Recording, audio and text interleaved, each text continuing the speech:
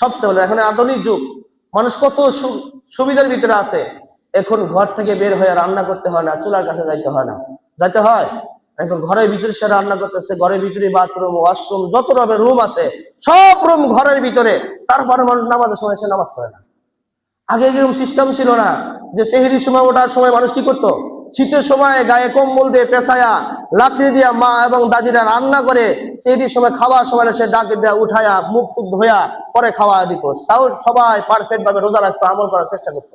এখন এত আধুনিক যে ঠান্ডা পানি, আবার একটু অন্য সুইচ টিভি দিলে গরম পানি বের হয়, তাও মানুষ নামাজ পড়ে না। বলে গরম পানি, বলে ঠান্ডা লাগে, বলে গরম পানি আছে, বলে আসলে উঠতে মন চাইতেছে না, আসলে উঠতে মন চাইতেছে না। বলে এত সুবিধা, এত সুবিধা।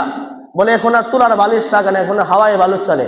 এখন তুলার বিছানা লাগে না, হাওয়াই বিছানা চলে। বলে সে গোসল করে, সে বাথরুমের ভিতরে গোসল করে, শুয়ে শুয়ে গোসল করতে পারে, এরকম সিস্টেমও দিছে। তারপরে মানুষ ফরজ গোসল টাইম মতো করে না, নামাজকে পরিপূর্ণ করা সে চেষ্টাও করে না। এত সুবিধা, এত সুবিধা, খাইতেও হয় না। বিবি নিয়ে সে চা করে অথবা আছে বুয়া আছে, তার খাবারটা তার মুখে তুলে দিতেছে, খাইতেছে, কিন্তু নামাজের সময় সে নামাজ করতেছে না। বলে মানুষ ইমান থেকে আল্লাহর নিয়ামত খাইতেছে, আল্লাহর নিয়ামত ভোগ করতেছে, তারপরে নিয়ামতের শুকরিয়া আদায় করতেছে না, নামাজ আদায় করতেছে না। বলে ভাই, এ সুখ তো এক সময় শেষ হয়ে যাবে, নিঃশ্বাস যখন বন্ধ হয়ে যাবে, যখন আপনার এবং আমার হায়াত শেষ হবে, তাহলে সব শেষ হয়ে যাবে। সেজন্য আমরাও আমাদের জীবনকে সাজানোর জন্য যে কাজ করলে আল্লাহ এবং আল্লাহ রাসূল সন্তুষ্ট হয়, সেই কাজগুলো আমরা প্রথমে করব। প্রথমে কি কাজ? বলে ঈমানকে নবায়ন করা, ঈমানকে মজবুত করে আল্লাহর হুকুমকে পরিপূর্ণভাবে আদায় করা, রাসূল করিম সাল্লাল্লাহু আলাইহি ওয়াসাল্লামের সুন্নাতগুলো, পরিপূর্ণ সুন্নাতগুলো চেষ্টা করা আদায় করা।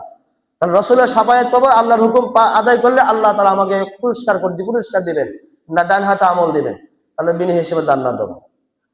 একদিন হঠাৎ সাহাবায়ে কেরাম রাসূল আরবি সাল্লাল্লাহু আলাইহি ওয়াসাল্লাম সবাই মিলে এক জায়গায় গিয়েছিলেন। ওখান থেকে আসার পর দেখে যে এক মহিলা এরকম ভাবে কি করতেছেন, পাথর দিয়া, এরকম 3টা পাথর দিয়া চুলার উপর পাথরের উপর কি পাতিল বসায় রান্না করতেছেন। এবং রাসূল করিম সাল্লাল্লাহু আলাইহি ওয়াসাল্লাম নিজেও দেখতেছেন, সাহাবায়ে কেরাম তাকা দেখতেছেন। আগে তো এরকম সিস্টেম ছিল, ঢাল দিয়ে হোক, ঢালের উপর কি করতো, চুলা বসায়া মানে পাতিল বসায় কি রান্না করে দিত, অথবা মাটিতে খুঁড়ে দিত। এখন আধুনিক, এখন গ্যাসের চুলা, বিভিন্ন চুলার আছে, হাতের চাপ দিলে কি চুলায়